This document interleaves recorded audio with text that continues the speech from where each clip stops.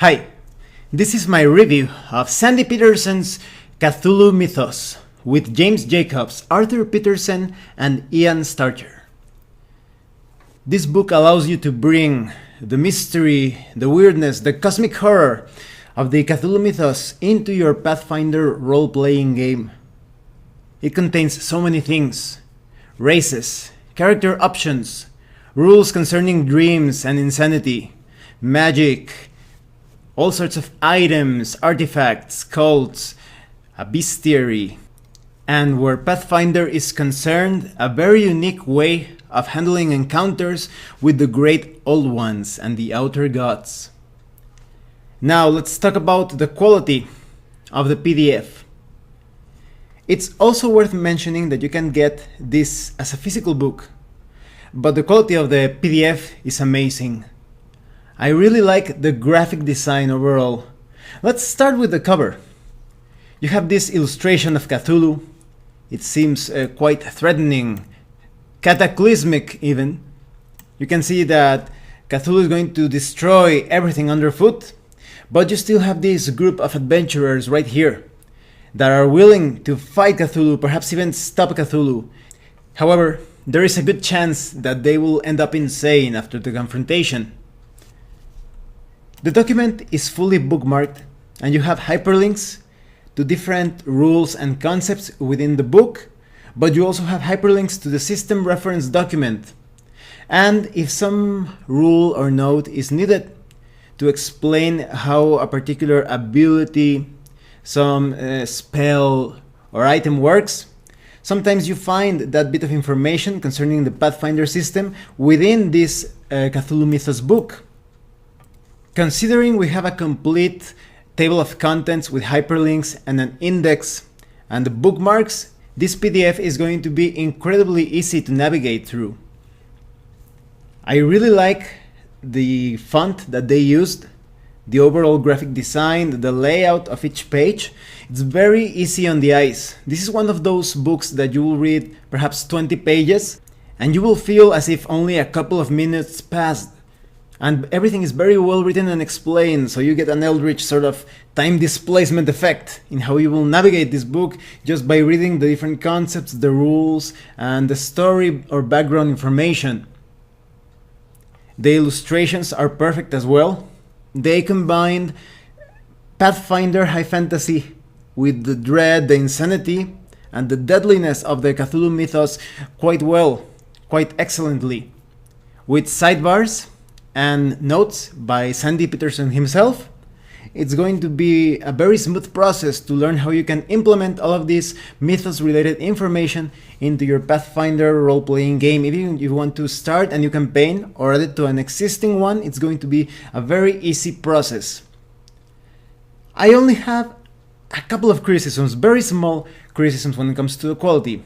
There are some parts where the spacing between the words and the letters, it seems a bit, there seems to be an error concerning the spacing, and there is this particular section when it comes to the rules of the Nori concerning their use of builder magic.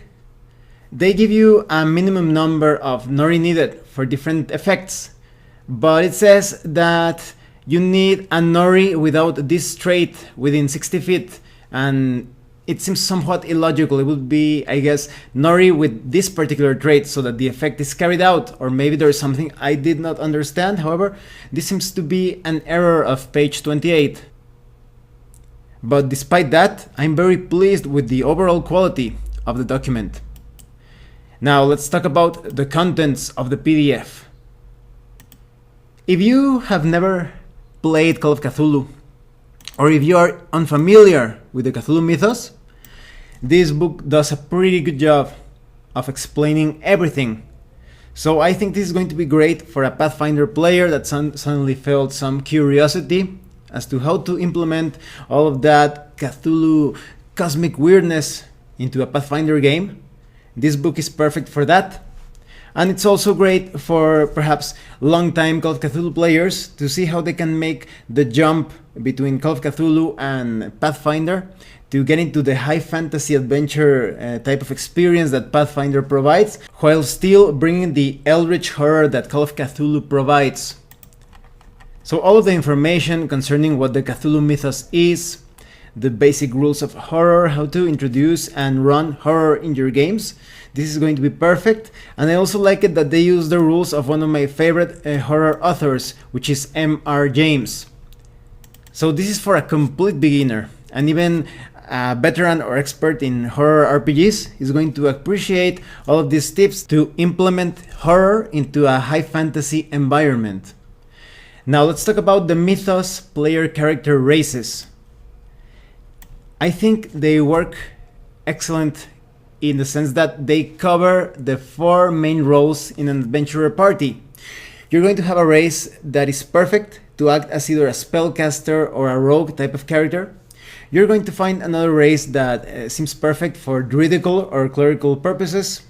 There is another one that could fulfill pretty much any role, although I think it's perfect for martial tasks or more focused on melee.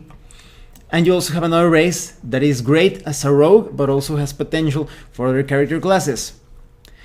There is a very strong Dreamlands flavor in this entire book.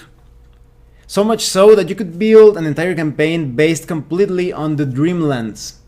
Or you want to handle the Dreamlands aspect as just some other dimension that suddenly overlaps with your campaign world, you could also do that. So first we have the Dreamlands Cats. The Dreamlands Cats are basically any cat that suddenly decides to awaken or change to its dreamland status. As many of you know, Lovecraft portrayed cats as some sort of mystical creatures or beings that could travel between the world of the material or the waking side of things and the dreamlands, this place of strange and ancient beauty and horror. So Dreamlands cats, they are quite intelligent, but they actually may revert to a sort of like an animal level of intelligence. This is going to be quite useful if somebody is, for example, trying to scry where your character is. Sometimes those effects depend on the intelligence of the creature that they are searching for. Not specifically the scrying spell, but similar magical effects. So you could revert to your animal intelligence and they would not be able to find you. So this is a good way to camouflage yourself as you're making your travels between the waking world and the dreamlike world. So you have tips on all of these races. You have information on their history and how to play as them. You even have some particular notions that a specific race or a group of races has in favor or against your race, that is the Dreamland Cats, or other things such as Ghouls, and I will talk about those because those are really cool in this book. So for example, in the case of the Dreamlands Cats, you are likely always busy, active, and aloof. Or maybe you are really energetic with interesting things that are constantly going on, but you could sleep soundly for hours. And others perhaps think that you're just some sort of pet, or that you are cute but useless. So you have details on the physiology of all of these races, pretty much anything related to their background information, so much so that they could play a significant part in the plotline or story of a campaign. Dreamlands Cats are the travelers per excellence when moving across the dreamlands and the waking world. They are the only ones who naturally have an ability or a tendency to locate these gates that connect the dreamlands and the physical world. Through these gates, they can move between dimensions, and even when they go to sleep, they also travel quite easily. However, it is not completely under their control. These gates are constantly shifting. They are moving from place to place and from time and different distortions of space. So it's not going to be easy for them to find them all the time. There is a percentage chance, and they can also only use them when nobody is watching them. So this gives you an excuse as to why, for example, a cat suddenly goes into the attic or the basement and disappears for days, and suddenly that cat is back, probably entering through the basement and the attic as well. It depends. So this is sort of like a fictional excuse that cats suddenly travel into the dreamlands. In terms of rules, Dreamlands Cats are not very strong, but their dexterity, wisdom, and charisma is quite elevated, quite high. So it's going to be better to play them as a character class focused more on spellcasting or rogue-like abilities or tasks. And so they are very tiny. This could be a disadvantage in combat, but also an advantage when moving stealthily or getting into secret places. They're also quite fast. They have natural attacks, although they do not deal too much damage. You will probably want to enhance your bite and your claw attacks magically in some way.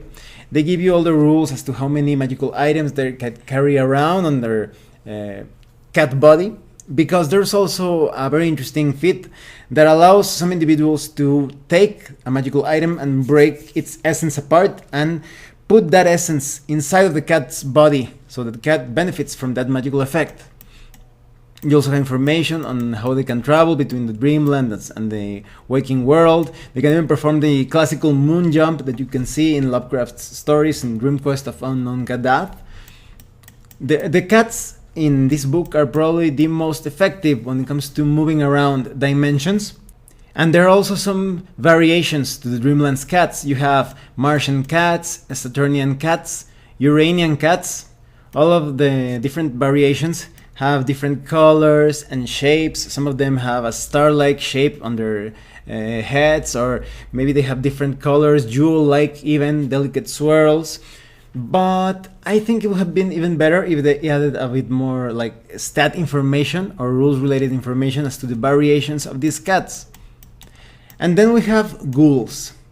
Ghouls in the Cthulhu Mythos are very different from your typical fantasy ghoul. They are not undead. They are actually living creatures that ended up as ghouls. Maybe they were ghouls all along, or maybe they were creatures from some sort of humanoid race that through a process of cannibalism or some taint they obtained in some eldritch graveyard or some mystical area, they became ghouls. So these are living creatures that actually feed on the dead, and they are the keepers or holders of many secrets. They have this unexplainable ability that when they eat some ancient corpse, they obtain information from this ghastly foodstuff. So playing a ghoul is going to be quite different from the undead variety. You have a dark sense of humor, and you're usually amused by death rather than frightened by it. And you want to learn about history and all sorts of secrets. But maybe others think that you want to eat them all the time, and that's not always the case, although ghouls are willing to eat anyone if there is an emergency. They usually prefer corpses that are a bit older, that have aged a bit. And some others may actually confuse you for some sort of undead creature. So you have details on how, for example, ghouls, they have a strong sense of community or some camaraderie, because they are constantly receiving perhaps humans, or in the case of fantasy games, perhaps even elves or half-orcs that have somehow underwent the ghoul transformation, and they are looking for a community of being similar to them. So they welcome them into the community. However, they have some very unusual customs, because, for example, a very old ghoul, as it has more difficulty moving because of the aging process, sometimes may give itself as a sort of feast to the other ghouls. So you have information on their life cycle and how some ghouls accept their condition, how some others could be a bit more troubled by it. All details concerning about how ghouls interact with other societies and cultures. They could actually establish some sort of symbiotic relationship where the ancient dead are offered to the ghouls in exchange for their secrets and their underground networks, because the ghouls move through many dark tunnels, many forgotten routes, and it's not difficult for them as well to find some unusual means into the Dreamlands. In rules-related information, ghouls are quite sturdy. They have high constitution, high intelligence, but they are not very charismatic. So they're good for some melee-oriented tasks, but also I think they would make some pretty good magi. They have death sense, so they're very good at moving around in environments where there are corpses and undead. They're also very good at taking things from the past, even weapons or objects that seem ruined or not useful anymore. They can take them and still use them effectively in combat or in any action that they wish to undertake. They also feed on flesh. There are actually some feats and some special abilities that can actually enhance this, but ghouls take a lot of advantage when it comes to gaining insight from the dead that they have eaten. They actually get a bonus to different skill checks. They're also immune to disease, they have a number of natural attacks. They're also good at burrowing, but only in soil and dirt. And then we have the Nori. Nori are quite fascinating. I don't think I've seen too much information of them in the original H.P. Lovecraft stories, so it's great that they actually expanded or built upon the subtle clues that were left for us. The Nori are unusual creatures. Their bodies are constantly changing according to their will. They seem almost snake-like, and they can actually produce extra arms or reduce the number of arms that they have. This affects their constitutions in different ways, so the less arms that you have, you're usually stronger. But if you have more arms, you could perhaps wield more weapons or hold more objects. It depends, but you also become a bit weaker. So if you want to sacrifice strength for utility, or sacrifice utility for strength, it's all up to you. The Nori can handle such changes in their bodies. They seem quite in tune with their natural environment. They work excellent as druids. When you play as a Nori, you probably value your friends for their diversity and differences rather than any similarities that they have to you, because you have such an unusual constitution. And you also understand that there are many dangers in the sea, but your appreciation of the beauty of the ocean depths and its denizens cannot be tainted by its perils. Others probably think that you're some sort of sea monster, or that you want to help them deal with something underwater, like recovering a bit of sunken treasure. But Nori actually become a bit bored or find the oceans as too much of the same. They want to venture into the surface world. There are probably some exceptions, but the Nori want to interact with the world outside of the oceans. Nori could have some bad reputation in certain places. They could see them as some sort of monstrous underwater race that eat humanoids. And even though, for example, in some of the deepest parts of the Dreamlands oceans, there are some Nori variations that are very strong and perhaps more carnivorous when compared to other variations nearer to the coast, most of the Nori that interact and carry out commerce and exchange information with the creatures outside of the oceans, they are quite tolerant or amicable with other people. So it's not unusual for a Nori to offer their services as some sort of mercenary or adventurer just to see more about the world. It is very easy for a Nori to move in an underwater environment, especially because they can breathe underwater. But it's also possible for them to spend quite a bit of time outside of the waters without suffering some sort of penalty or hazard. They also have specialized equipment. Most of it is perfect to use underwater. Some of their missile weapons are designed to travel longer distances underwater. Some of their weapons are barbed and they cling to their enemies, inflicting penalties in combat for them. You also have information on how they are quite effective as alchemists as well. They find some unusual reagents and ingredients underwater. When it comes to rules-related information, they are quite wise but not very charismatic because of their alien shapes. They count as large, but they cannot hold heavier weapons. So it's also about keeping that constant balance of how many arms you want to have out at the moment, how much utility or strength you want for a particular encounter. You also have information on all of their amorphous traits, how they can actually modify their bodies to perhaps move their vital organs, so they have quite a bit of survivability. Nori actually have three genders, that is the male, the female, and the builders. The builders are just there to build the underwater structures and homes of the Nori. They usually combine giant bones and corals and caverns. Their homes seem quite unusual, but perhaps they have some sort of certain alien beauty to them. And this builder magic comes innate to many Nori. They do not need to be spellcasters to use these magical effects, but several Nori sometimes need to gather to produce more powerful results. You also have some Nori variations, such as the black Nori, the red Nori, 4 variations in total, and they give you different modifications to the rules. Some of them have better speed when moving on land, but lose their amorphous entrails. Some others could gain a bonus to their constitution, so you can personalize or customize the type of Nori character that you want using one of these variations. And then we have the Zooks. I think this is going to be a very challenging race, except for a particular fondness for treaties or agreements. Zooks are very secretive, somewhat perhaps more violent or alien when compared to other of the races, because Zooks are quite pragmatic in their own ways. If they see a tyrant or a terrible threat, they would rather serve that tyrant or a threat, perhaps even sacrificing some people around them. Most of the time they are going to be quite protective of their own people and community. They refer to themselves as forest communities, but they are willing to perhaps sacrifice people of other races to perhaps a dragon or some sort of eldritch horror, it depends on the setting, so that they are left alone. So some races could see them as evil. So the only way that you can assure your own safety when talking or negotiating with the Zooks is by the formulation of very specific and clear treaties.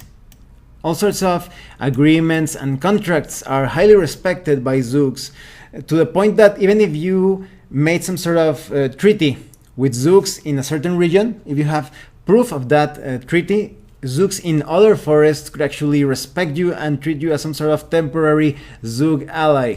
Although, because of their reasoning and perhaps you could say their convenience, they're always trying to find a way to go against the boundaries of such treaties or force the limits of those agreements. If you're a Zook, some could see you as some sort of small animal similar to a creepy rat, or maybe they think that you are always trying to hide in dark corners and you're always exploring tunnels and burrows. Or maybe other people are nervous around you. Maybe they think that you have bad intentions towards them. Or maybe a lot of people are always interested in trying to make a treaty with you so that they are safe from your machinations.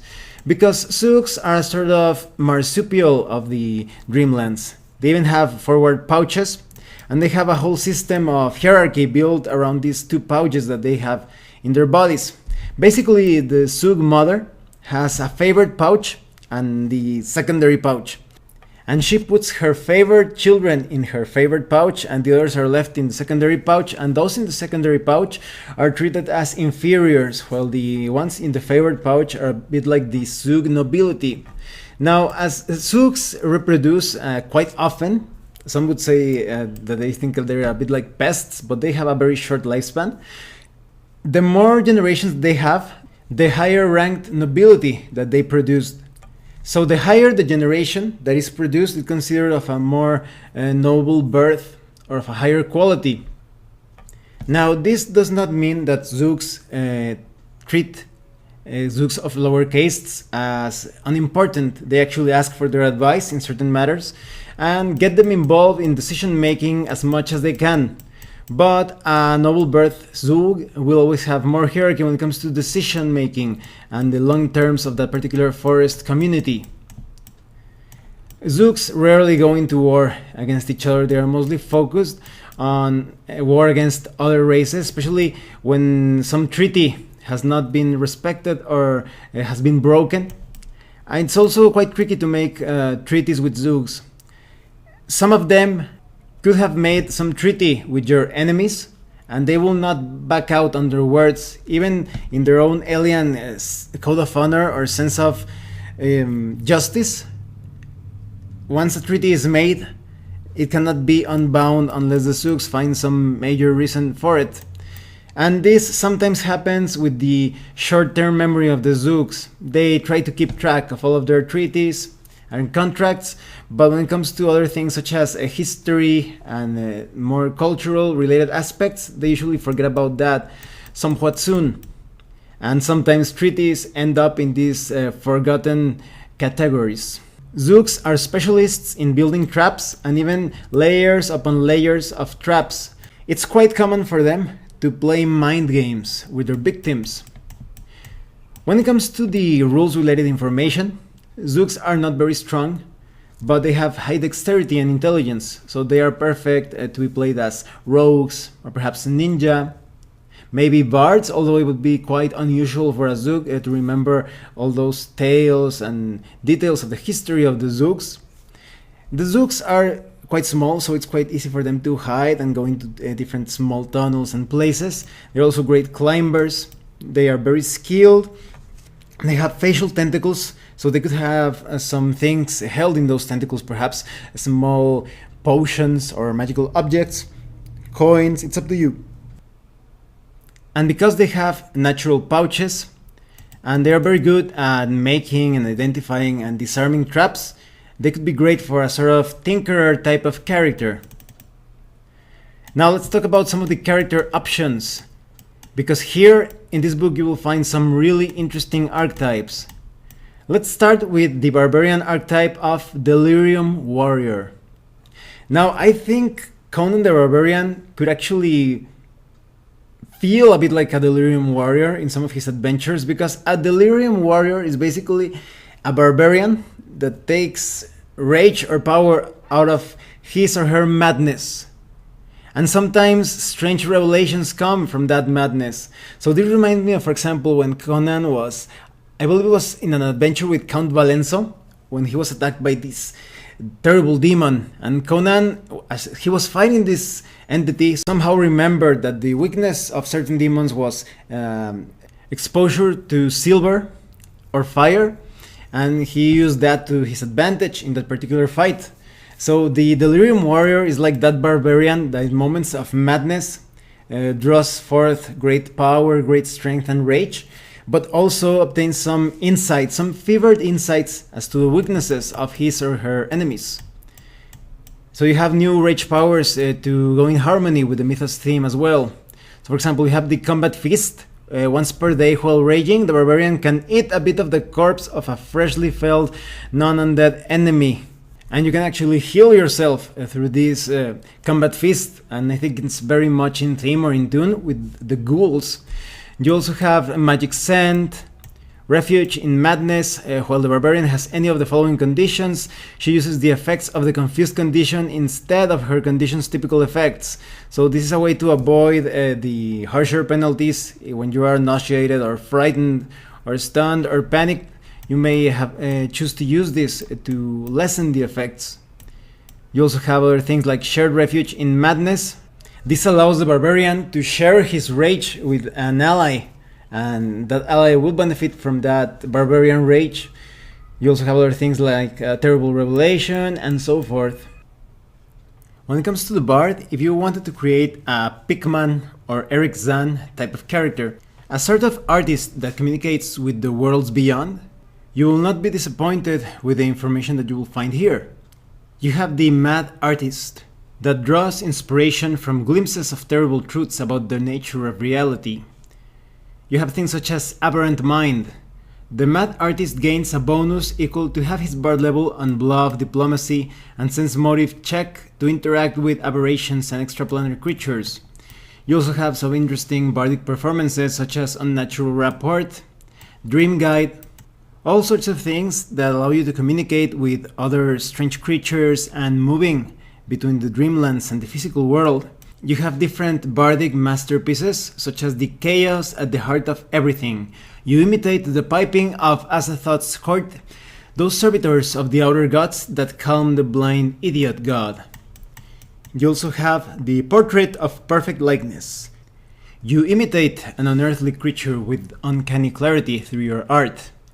You also have the Third Eye masterpiece.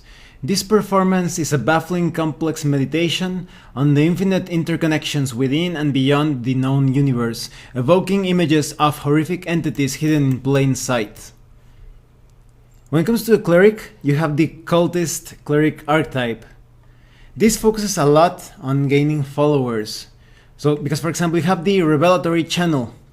This could perhaps allow you to channel positive energy to heal creatures, but they also become more susceptible to your bluff and diplomacy checks. You can also stabilize a failing ritual by channeling your energy. You also have information on, for example, the Elder Sign domain with the deities and the granted powers that they give you, such as Elder Sign lore. Forbid knowledge. This is once per day. You can meditate with an open flaming hand for 1 minute to destroy all copies of a piece of information deemed too dangerous in a specific radius. You also have information on the Void domain and how it applies to different deities such as Azathoth, Azlagnatha, the Great Cthulhu himself or itself. With the granted powers of, for example, Guarded Mind, you have a bonus on saving throws against all mind-affecting effects. You also have Parting the Veil, so you can lace spells that you cast with raw madness that lurks in the outer darkness. When it comes to the Druid archetype, you have a good archetype that applies to Nori, but could also be taken by other races too. But I think they are perfect if you are creating a Nori character, that is the Ocean Herder. So with this archetype, you have, for example, an animal companion that should be an aquatic creature. You also have aquatic empathy. You can actually sense and use the currents underwater to your advantage in combat, so that it's a bit more difficult for the enemy to get a jump on you. You have a bonus on your initiative checks, and you suffer no penalties on damage or attack rolls when attacking with cumbersome weapons underwater. You can also speak with aquatic animals, assume an aquatic wild shape, and things alongside that theme. When it comes to the rogue, you have the researcher rogue archetype.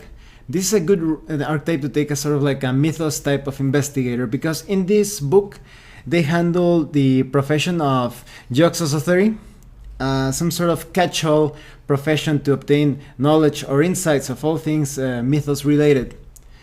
You have some interesting things such as, for example, the studied sneak attack. That is, the researcher can sneak attack enemies that they have previously identified with the knowledge skill.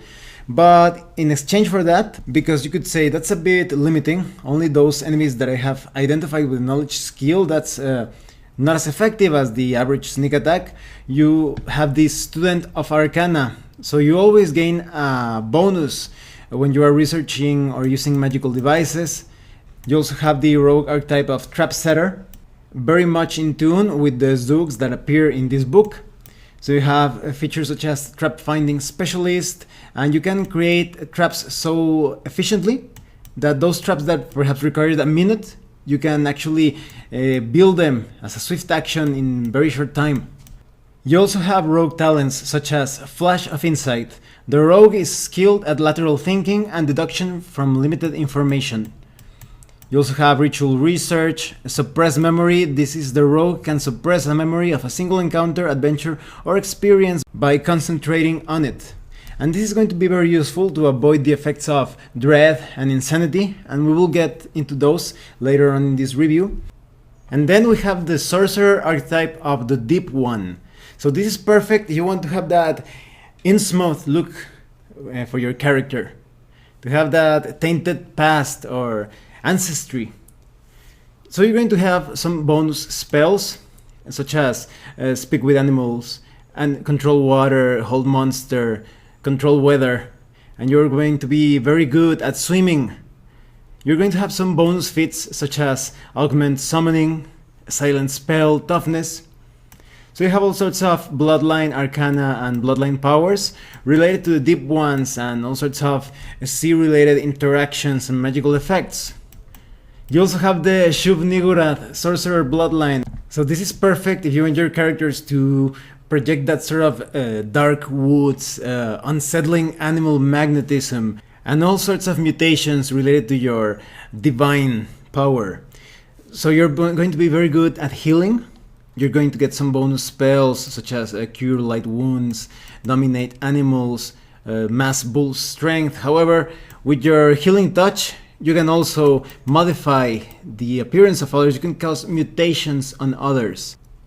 So don't feel too surprised if the target of your healing effects have developed some webbed digits, or becomes quite vicious, or has some bulging eyes, or hypersensitivity. All of this carries with it different bonuses and penalties.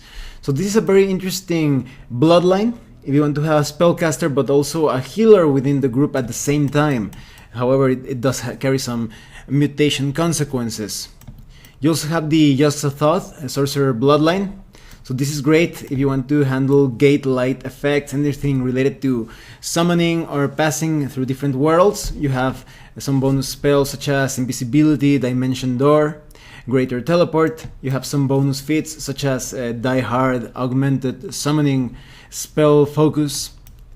When it comes to bloodline powers, you have a proboscis, so you can grow a mouth on a stalk from any part of your own body as a swift action, and you actually get a bite attack because of this mutation. You have many other things related to gates and portals and teleporting, such as Flickering Gate, Living Gate, Endless Magic. This is really good if you want extra sorcerer spell slots. When it comes to the witch, you have the Grave Witch archetype.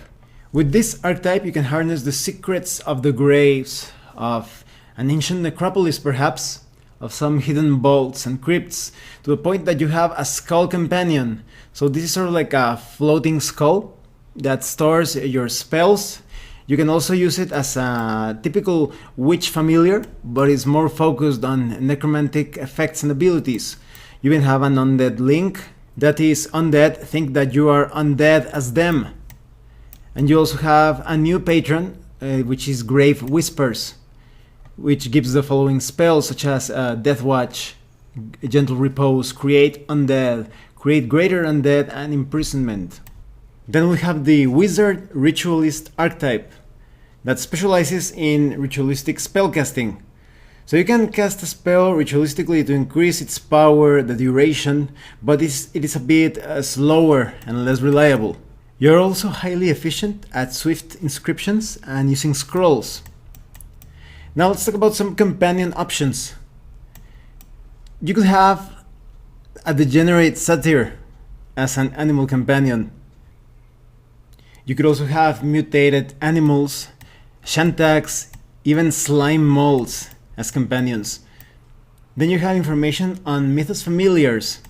You could have a brain cylinder. How cool is that? A brazen head.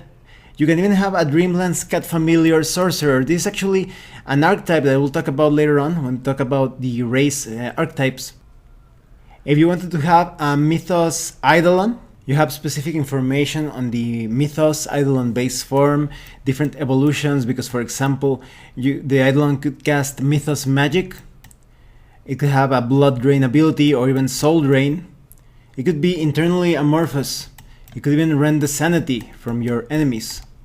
You have the new profession that I was telling you about, this Yogg-Sothothery philosopher profession, that allows you to gain insight and information of all sorts of mythos-related secrets. And this also endangers your sanity. You have new feats such as Close to Undeath. Although you are still a living creature, your flesh is infused with necromantic energies that make you in some ways akin to the undead. You also have the Dreamer. Your vivid imagination unlocks the secrets of the world of the Dreamlands to you. This is important if you want to move effectively between the waking world and the Dreamlands, because you cannot remember what you have experienced in the Dreamlands unless you have this feat, other sorts of spell-like abilities, or an artifact. Maybe already some of you have guessed it. It's the Silver Key that allows you to remember what you have experienced in the Dreamlands. You also have other things such as the Erudite Fister, the Faithful Feline, that is, you are a particularly religious cat and carry a holy symbol in your fur patterns. So this is, you want to play like a cat cleric, this could be quite useful. And when it comes to the Erudite Fister, when you feed on the dead body, you gain enhanced knowledge from its remains. You have other things, the one that I was telling you about, the Feline Item Focus, that allows you to destroy a magic item, but you infuse its power into a Dreamlands Cat's body. You also have the 4-weapon fighting combat feat that's going to be quite useful. For example, the Nori, or the Tail Sweep, or the 3-weapon fighting combat feat. Maybe you only want to have 3 arms out at the same time, you don't want to sacrifice that strength because of the shifting biology of your body. Many other feats that are related to mythos, creatures and races.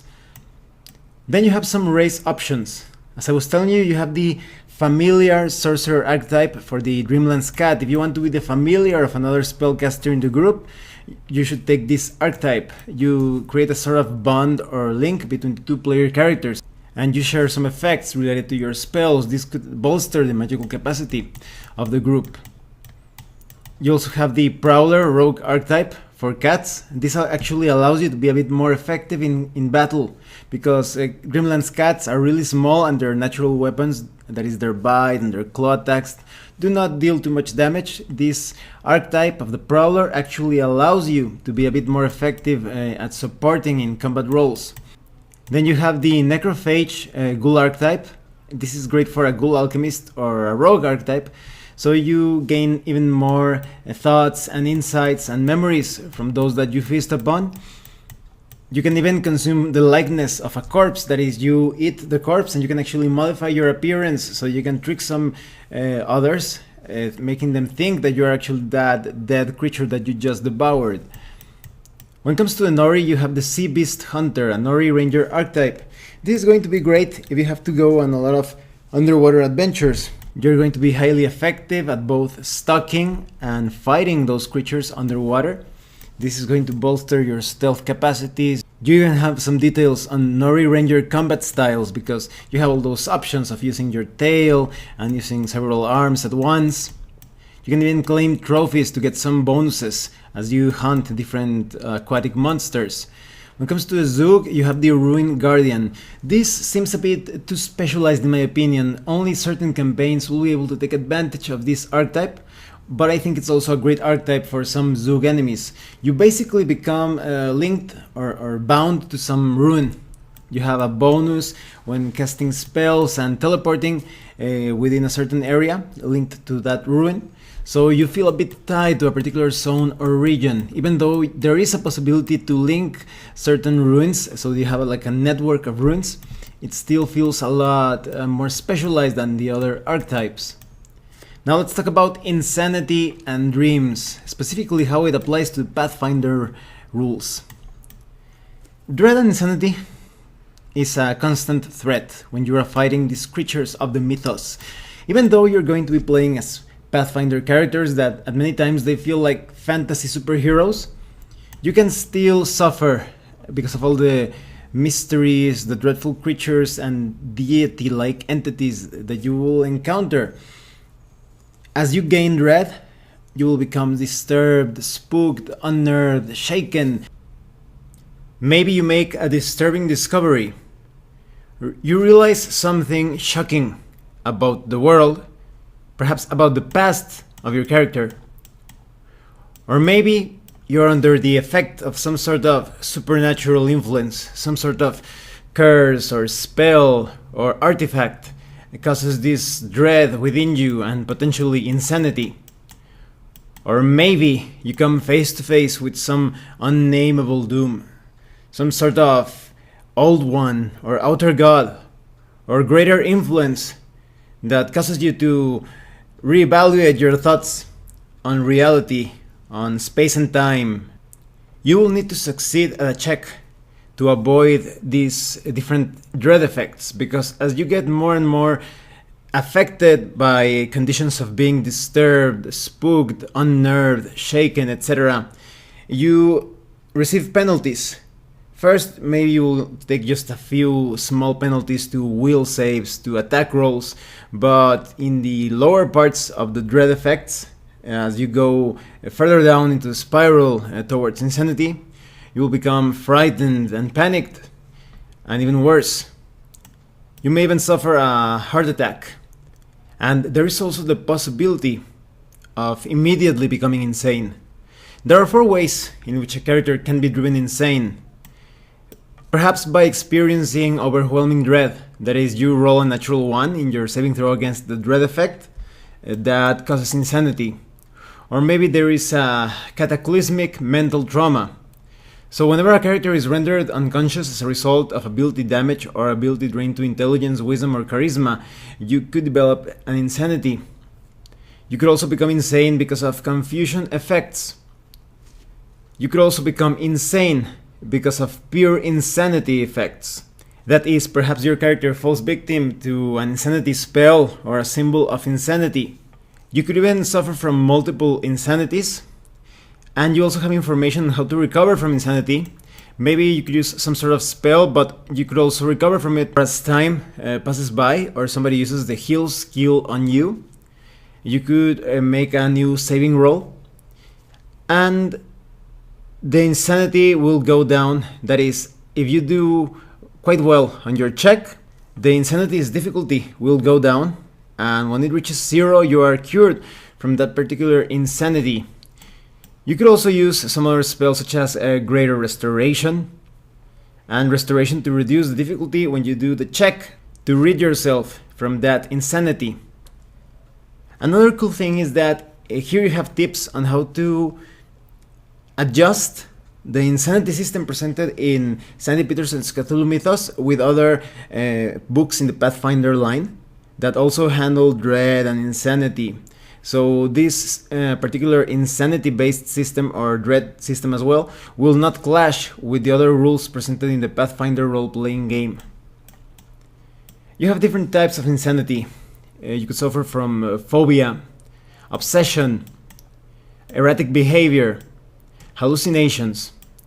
Some effects are more severe than others. They usually result in some penalty, because, for example, maybe you are quite paranoid, so you will take a penalty to your charisma, that is in charisma-based checks, or maybe also to your saving throw. And for example, if you suffer hallucinations, your character is not going to be very effective trying to perceive different characteristics of a certain adventure site. Or if your character engages in erratic behavior, that's also going to put a penalty on any sort of social encounter. And a really fun one is going to be if your character suffers from psychosis, because there are chances or times where your character could become chaotic evil. So this is a great way for the game master to put a damper on the plans of the player characters. Maybe they already had their strategy for that day, and suddenly their party member becomes chaotic evil and tries to murder them. Perhaps he tries to trigger some sort of trap or some negative thing, or ruins some part of the puzzle solving element of that adventure. This is a really cool way of getting everybody worried. They will not be able to tell when their comrade will become psychotic that particular day. You have a lot of tips on how to handle the different degrees of madness, because as I was telling you, some effects are a bit more mild when compared to others. And at first I was a bit worried if this system of insanity and dread would become too cumbersome or clunky, but it's actually pretty simple. It doesn't clash with what you would expect from Pathfinder. It's basically another thing that you have to save against, and if you fail that save, your characters are basically subjected to these different dread and insanity effects. Then you have some information on the Aklo language. Aklo is going to be a very interesting thing to introduce in cryptic conversations and in perhaps some documents or scripts that the characters find, because Aklo is some sort of pre-human occult language, and an element of Aklo is handled at another level entirely. This is not just mere vocal or written communication. There is some sort of empathic or telepathic component to it. So the player characters are not going to have an easy time trying to figure out if something is written in Aklo, or if some sort of entity tries to communicate via Aklo. The characters will not get the full picture or the entire message, and depending on the things that they are reading or they are listening to, there could be a chance for insanity as well. Who knows what types of messages or strange clues are communicated via Aklo. And there are some creatures that can speak this language quite well and understand it. Most of them, of course, are typical in the mythos, like for example the flying polyp or the hound of Tyndalos. But there are many creatures that can actually understand this language. So creatures such as aboleths, all sorts of strange worms, the slime naga, the chupacabra, archdevils, Anunnaki, the green hags. Many of those creatures actually understand this language. Now let's talk about the Dreamlands. If you wanted to handle the Dreamlands as a complete campaign setting, you can do that with this book. It provides you with a framework. It's not the entire setting, but you have explanations as to how, for example, a normal creature, when that creature goes to sleep in the material realm, it has some sort of communication with the Dreamlands, but it's more like being stuck between the Dreamlands and the waking world. However, through other means, for example, through the gates that the Dreamlands Cats can go through, or by using some sort of spell or artifact or item, it is possible to be more physical, to have a stronger physical presence in the Dreamlands, and one that could be quite different. So those that have a particular style or way of life in the Dreamlands could differ quite radically in the waking world. They could be almost completely different in the way they carry out their everyday lives. And you won't be able to remember what happens in the Dreamlands unless you have, for example, the silver key or the appropriate fit or some assistance for that. So it's going to be quite interesting. I think there are many possibilities if you want to handle the Dreamlands as a complete campaign setting, or if you already have your campaign setting, maybe you're playing in Ravenloft or the Forgotten Realms or the Inner Sea. Maybe the player characters have to adventure both in the physical realm and in the Dreamlands to unravel some sort of conspiracy or evil plan to bring a great old one to the physical world or even to the Dreamlands. The Dreamlands are also a part of the cosmology. The Dreamlands, in some ways, they mirror the normal material plane, but many of its natural forms and artificial structures feel more exaggerated, wonderful, sometimes alien. So I think there is a lot of opportunity for some interesting interactions, some things that connect the Dreamlands with the material plane that could unravel the mystery of the entire campaign, some sort of key thread that connects the entire story of the campaign. Then the book presents an entire section detailing magic and the mythos. It gives you a lot of good advice and tips on how to understand the way Lovecraft viewed magic. It's more about alien geometries and sciences unknown, more than working with the natural energies of the world or trying to obtain some power from sort of divinity or deity that is not alien, that is not disinterested and weird and cosmic in its horror. So here you have lists and descriptions of all sorts of spells for all sorts of casters. Some of these spells you will recognize them from other Call of Cthulhu role-playing games, but here they have been adapted to Pathfinder, and I think there are many new ones as well. Or maybe there are just some that I'm not familiar with, but the lists are quite satisfactory. So for example, the Alchemist gets some new extracts such as the Mist of Earlier. A medium creature is invisible for a number of rounds. You could also get some anti-paladin spells such as Command of the Bloody Tongue. You deal bleed damage to your target. You also have some bard spells such as, for example, Song of Hastur. The target spellcaster loses the highest level available spell slot. You also have some Blood Rager spells such as Shrivel. It's like Reduce Person, but the target's gear remains original size. You have Cleric spells such as Green Decay. An undead of a certain number of hit dice rots to nothing. You also have Druid spells such as, for example, Tsunami. Huge wave damages and sweeps all in its path. You have the Inquisitor spell of Dream Sending of Cthulhu. It's like the Nightmare spell, but the victim gains an insanity. You have spells for the Magus class, such as the Powder of Ibn Ghazi, End Invisibility and Reveal Magic Auras within 20 feet. You have spells for the Medium, such as Impossible Arithmetic. You deduce one piece of information without enough clues.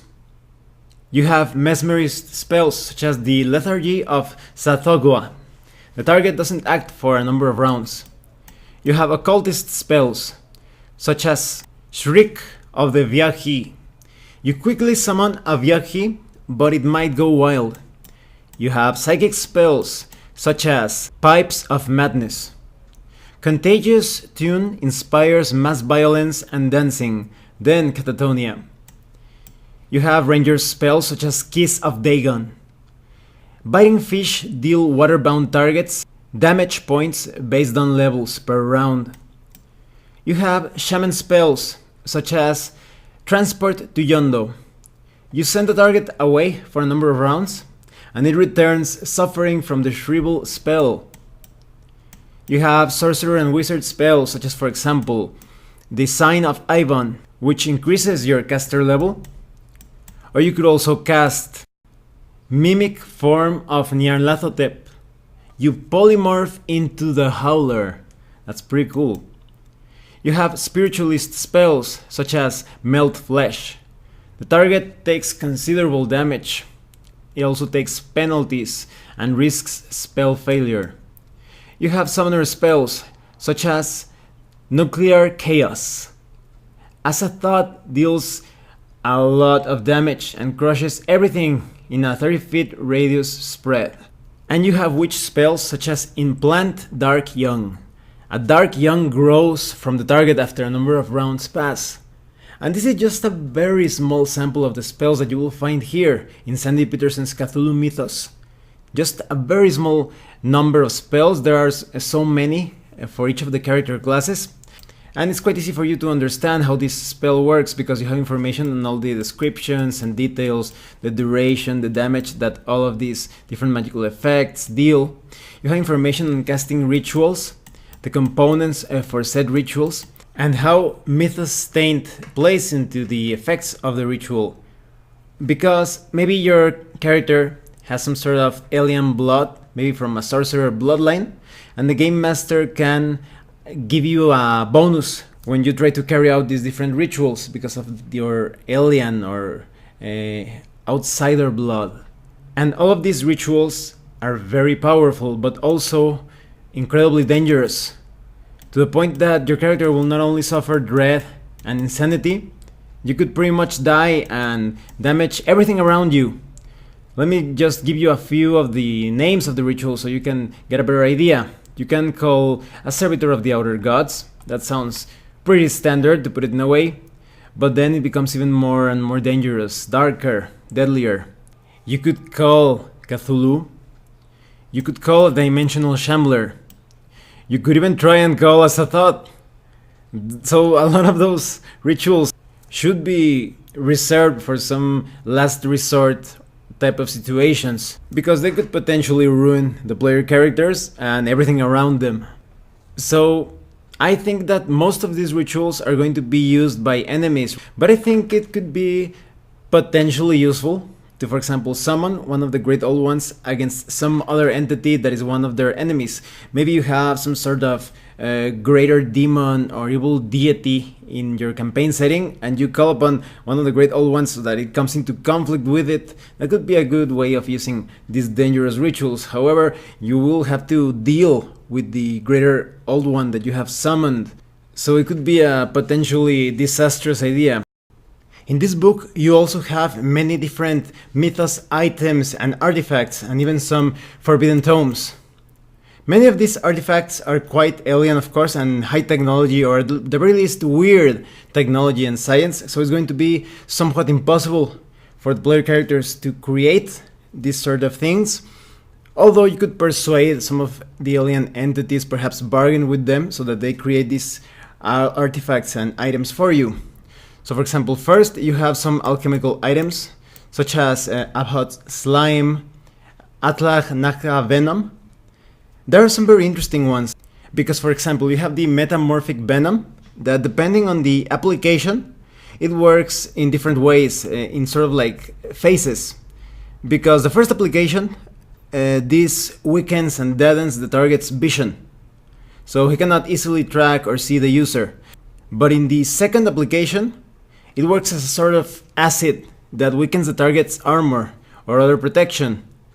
And in the sixth application, this venom produces a cloud of black smoke for the user to hide. And in the seventh application, it works as a sort of healing salve. So as you can see, this venom has a lot of ways in which it can be used. You also have things such as the Milk of Shuv-Niggurath that the drinker cures himself from all sorts of non-magical diseases and physical ability damage and penalties if he drinks this. You also have things such as the Wine of Noth, or the Chocho Oculus, or the Space Mead. There are many different effects and interesting ways in which you can use these alchemical items. When it comes to the alien and bizarre technology, you have some things that you will recognize from some of Lovecraft's stories, such as the brain cylinder. You have gates, mist projectors, pigments from Yugoth, sensory machines, a lot of technology concerning the Migo. So if you like the Migo, you're going to find interesting things here. You also have things such as the Yithian lightning gun, the ultraviolet resonator. When it comes to the books of the Cthulhu Mythos that hide many dark secrets within, and perhaps even vital for the success of an adventure or a campaign, there are also some risks involved in reading these books, of course. So you're going to make a check by using your Yogg-Sothothery profession knowledge to decipher these spells, rituals, and perhaps even item creation instructions. So you have books such as the Book of Zjan, the Seleno Fragments, the Book of Ivan, the Cult, the Ghouls, the King in Yellow, and of course the Necronomicon, the Relations of Glaaki, the Narcotic Manuscripts, and many more. Many books quite famous. You will probably find your favorite book here. You also have some magic items such as the Buckrook Egg, that this clammy iron sphere allows its holder to summon a ghost of Eve. You also have the Brazen Head, that is quite useful for spell storing, but it also gives you a bonus, a significant bonus, when you are making some checks related to your profession of Yogg-Sothothery. You also have some other things such as the Idol of Cthulhu, the Lamp of Alhazred, Leng Glass. You also have dangerous artifacts such as the Arliet Disc Fragment. Once all of the fragments of the disc have been put together, you can actually awaken Cthulhu. You also have some major artifacts such as the Shining Trapezoedron that allows you to see through all time and space. You also have information on different major and minor cults, such as the Black Goat Cult, the Crawling Chaos Cult, the Cthulhu Cult, etc. There are some that are not as developed as others. For the most part, you have a significant number of major cults that have a lot of features and background story, and some perks. If you belong to, for example, the Black Goat Cult, because it's the black goat in the woods, your cultists are going to be quite fertile. They're constantly going to be producing offspring, probably tainted by the black goat, and your animals as well. But for example, if you belong to the Azathoth cult, which is a cult of madness, you're going to get some bonuses when it comes to mental saving throws, even though you're going to be quite insane if you belong to such a cult. But you have some other details on lesser cults, and for example, the Chocho culture, the Deep One culture, all sorts of information regarding Mythos entities and different races. And then we get to my favorite part of the entire book, which is about the Great Old Ones and the Outer Gods. And why is it that I like this part so much? Well, when it comes to the Great Old Ones, they are just so incredibly powerful. So it's very difficult to represent them in role-playing games. You either stat them as best as you can, and they will probably kill the entire group of adventurers, but you could consider that they are just too powerful and not include them at all in any sort of expansion or book. But here they do a really amazing thing. They basically handle them as influences. You never feel like you are facing the entirety of a Great Old One. They are more like mega encounters. They have a degree of influence on the campaign world, and they start to distort or shape the world within their influence, to the point that the player characters will suffer all sorts of penalties, negative effects, damage. The entire world could change its shape around the player characters. They also have a proxy. Not all of the Great Old Ones, but many have a sort of like a physical embodiment that also works their nefarious influence upon the world. And they also have a nucleus. At the very center of these areas of influence, there is a sort of concentration of the entity's power. This place can be attacked, and if it is destroyed, you eliminate the entire influence of a particular entity. Because, for example, we have Abhoth. Now, Abhoth has a lot to do with slimes and filth. So it has a radius of 300 feet and a nucleus of 50 square feet. So, in order to deal with Abhoth, you will have to fight the filth. The filth is a physical manifestation. It is effectively the proxy. So as the player characters have to deal with all sorts of acid spray effects, multi-legged creatures represented in the form of the filth, they will also have to deal with the effects of the influence, because, for example, at the start of any round, if there are more than 10 filth within Abhoth's area of influence and he's constantly producing this filth, the outer god absorbs the one with the highest current hit points total. So this immediately destroys that filth but heals Abhoth. So Abhoth could be having sort of like a balancing effect or tactic or strategy, where he is juggling between attacking the characters with the filth and moving the filth around while healing itself. And this filth brought about by Abhoth, they have all sorts of horns and legs, and there is multiple legs. They spray poison and acid. They have shrieking mouths. So it's quite a nightmare to fight Abhoth in combat. But there are some other more dangerous things that you can imagine, because, for example, when it comes to Azathoth and Cthulhu, they actually have phases of influence. For example, Azathoth becomes more and more enraged and insane. It's going to produce many pseudopods. It's going to devastate the entire area around it. It's basically destruction incarnate. And in the case of Cthulhu, there are different stages as to how Cthulhu's influence expands. And as this influence becomes even more and more dangerous, Cthulhu's power and challenge rating, of course, is going to go up. So, for example, in the first stage of the influence, Cthulhu's minions and allies have their reach doubled, while their enemies have their reach reduced. So imagine this is terrible. Your player characters, even the large ones, will potentially provoke attacks of opportunity constantly because of this reach distortion. But then, for example, in higher influence stages such as stage 2, 3, and 4, the entire geometry of the area is going to be modified to a point that you will have almost no control when moving about. You're going to move a bit more slowly. You're going to think that things that were solid were actually not, and you're going to fall down. You could even wink out of existence, and you can only be restored to life via miracle, true resurrection, or wish.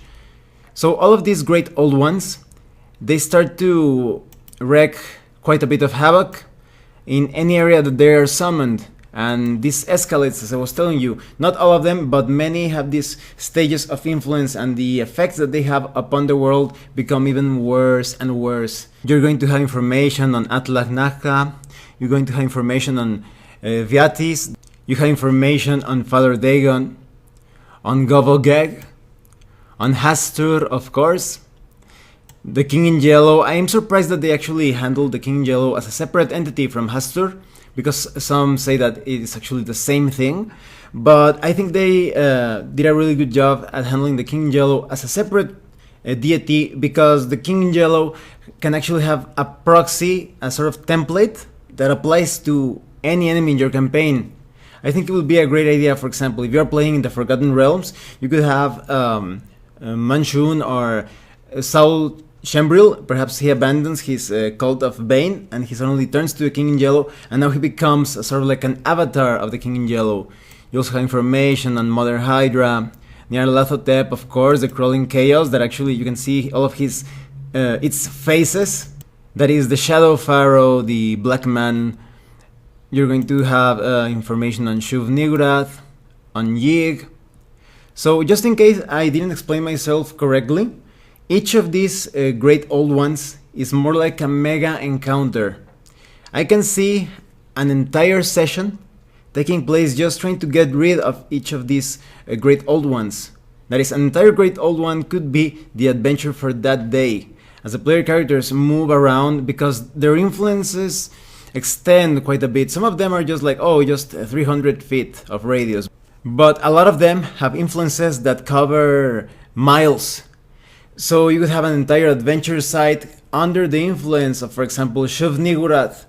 And the player characters will have to deal with the cultists of Shub-Niggurath, all sorts of minions and black goat spawn, while fighting Shub-Niggurath, trying to locate the nucleus, trying to fight the proxies of any of these great old ones. So this is pretty amazing, and the ways that the influences work, they are so deep and complex that I think maybe later on, if I have the time, in a few weeks perhaps, or perhaps months, I'm not exactly sure, I would like to produce some videos giving some tips and advice as to how to handle these different encounters, because they are really interesting and they're going to, and because the challenge rating is quite elevated. I think the lowest one was around 18 or 17, and most of them are around the 21, 25, challenge rating 30. It's going to be the challenge of the player characters' lives. Even if the player characters have some additional levels, for example, if you're using the Epic Level Handbook or perhaps the Mythic Adventures for the Pathfinder RPG, I think they will have the challenge of their gaming careers when they try to banish one of these great old ones. And then we have a Mythos Bestiary with enemies that are a bit more standard. That is, you can fight them without feeling that you're fighting an encounter rather than fighting an enemy within an encounter. So you have things such as the V-Holes, the Brain Cylinder, the Viaji, the Color Out of Space, an old favorite, Dark Young, stats on the deep ones, on fire vampires, flying polyps, nightgowns, anything that you can imagine concerning Lovecraft has been perfectly translated to the Pathfinder role-playing game. You will recognize many of these enemies, but you will appreciate, surely, the way that they work in Pathfinder according to Sandy Petersen and his team's particular vision. And then you have an expanded Mythos Bestiary. Now, what exactly is this? It's basically a sort of compendium of different representations of Mythos enemies. That is, things that were printed in other Pathfinder RPG books, or perhaps even before that. I'm not exactly sure if I have seen some of these in other 3.5 books. But it's very useful to have if you want to surprise your players, because maybe you have the Color Out of Space that is different from the standard bestiary, and that way you can keep your players off guard, trying to guess what type of version of the Color Out of Space they are going to fight against. You also have a different version of Cthulhu if you don't want to fight Cthulhu as a sort of influence that I was telling you. You also have stats on deep ones, on elder things, on the gods, of course, the Migo. So any enemy related to the mythos or that has appeared in Lovecraft stories or in some other author's stories concerning the weird cosmic horror, you're going to find it here. You even have some old favorites like the Tarasque. So what do I think of Sandy Petersen's Cthulhu Mythos for the Pathfinder role-playing game? This book is perfect. For me, this is flawless. Well, as long as you don't want to get too technical of the few times that I found a bit of a distortion in the spacing of the letters and the words, this is the definitive way you can bring the weird, horrifying flavor of the mythos into the Pathfinder role-playing game.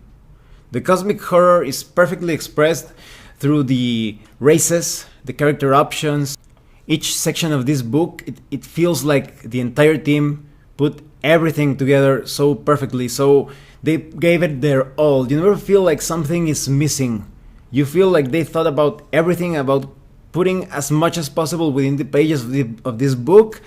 I can already picture them thinking, oh no, we're not going to have enough space to do that. And they say, damn the space, damn the time. We're going to put it here in this book, so you feel like you've got everything and more. When it comes to the races, I think that it's great that they all feel a certain role within your typical adventuring party, and each of these races is going to feel a particular role within the party. That is, maybe you have a sorcerer cat and a barbarian ghoul, druid Nori and a rogue or ninja Zook. When it comes to character options, I think they are great, and they also serve as inspiration to come up with your own archetypes if you thought that they were not enough. You could come up with your own interesting ideas, because all of these different professions and feats, the companion options, the character options, archetypes, the race options, they are perfectly laid out, very useful and in theme. There were only a couple that I think were too specific, but most of them are going to be useful in pretty much any Mythos type campaign. I think the Insanity and Dreams system is quite smooth, considering it's designed for Pathfinder. You never feel like it's some sort of weird subsystem that they just tagged in for the sake of having the Cthulhu flavor. Here you feel like it's part of the Pathfinder system through the saves and the checks that they have to do, and how Insanity and Dreams is handled. And if you have other things in the Pathfinder line of books that you feel like they're going to clash with these subsystems, do not worry. The advice and tips that Sandy gives throughout the book is going to help you integrate those systems with what is presented here. The magic spells also feel in tune with the mythos, and the rituals as well, of course. The items and artifacts could be the center of an entire adventure as well, or even a campaign. Depends on the importance that is going to play in the overall plotline. When it comes to the cults, they are great for antagonists, but you could also have fun creating a party of adventurers that serves a particular alien god cult or greater old one cult. The bestiary is perfect. The collection of Mythos creatures is more than sufficient, especially because of the expanded bestiary. And definitely my favorite part of this book is the way that they handle the great old ones, because they are so insanely powerful. They are not going to be represented by just a single entity. They are a miasma, sort of evil aura that covers miles of ground. And with the addition of proxies and the different effects that they enact over the radius of influence, it's going to be quite a nightmare, even for the strongest player characters. For the most prepared party of adventurers, you could have, as I was telling you, an entire session fighting one of these terrifying encounters. And as I was telling you, if I get time in a few weeks, I'm not exactly sure when, I would like to give some tips as to how to handle the encounters with some of these great old ones. Mostly for the game masters to come up with some interesting adventures, because if the players see these tips, we'll probably have less of a fun time trying to figure out how to defeat these nightmarish cataclysms. So overall, my highest recommendation for Sandy Petersen's Cthulhu Mythos. You need to get this book. If you like the Cthulhu Mythos, Lovecraft, Cosmic Horror, you need to get this one. And if you play Pathfinder, of course. I also think that this book could be potentially a bridge between the Call of Cthulhu role-playing game, or even those that like reading the Lovecraft stories, and the Pathfinder role-playing game. Because, for example, maybe you play Pathfinder, but you have never experienced the beauty, the alien beauty of the Cthulhu Mythos. This is a way to introduce that dark splendor into your own game of Pathfinder. But maybe you have played the Cthulhu role-playing game, or maybe you just read Lovecraft stories and you have never played the Pathfinder RPG. Maybe you will feel encouraged to play Pathfinder using the material presented in this book. And you can also only use bits and pieces. You don't need to feel obligated to use everything here. It could be a sort of toolkit as well. Maybe you like some of the monsters or just some of the spells, or maybe you just want the system of dread and insanity for some other type of creatures. You could take some bits and pieces from this book and apply it in your campaign, but I highly recommend that you try to use all of it, maybe throughout the course of an entire campaign featured on the Cthulhu Mythos, and that you try to work the Dreamlands into your campaign setting, or it could also be a good idea to play just on the Dreamlands. Well, thanks for watching my review. If you have any comments or questions, please let me know. See you later.